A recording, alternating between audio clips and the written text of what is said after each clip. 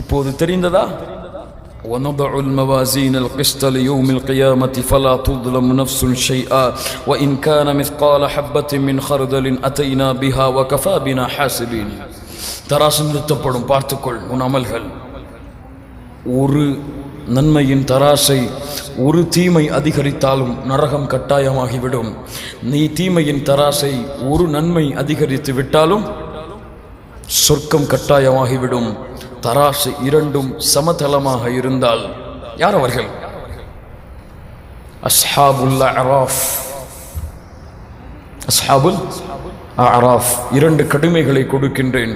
ஒன்று, அந்த 7 கூட்டம் யார் என்று படியுங்கள் உங்களுடைய இந்த இடத்திலிருந்து திரும்பியதற்கு பின்னால். இரண்டாவது, சூரத்துல் அஅராஃபை படித்து இந்த அஅராஃப் வாசிகள் யார், இவர்களின் நிலைமைகள் என்ன என்பதை அறிந்து கொள்ளுங்கள். இன்ஷா அல்லாஹ், இன்ஷா அல்லாஹ். அதற்கு பிறகு படித்து விட்டாகிவிட்டது.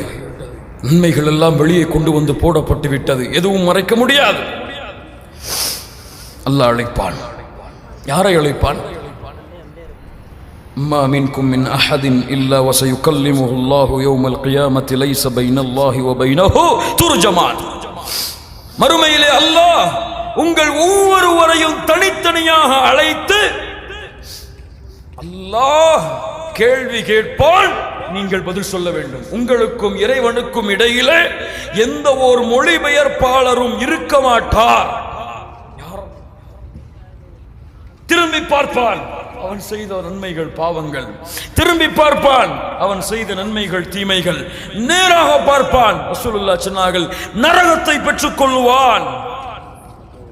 அந்த நரகத்தை அஞ்சிக் கொள்ளுங்கள்.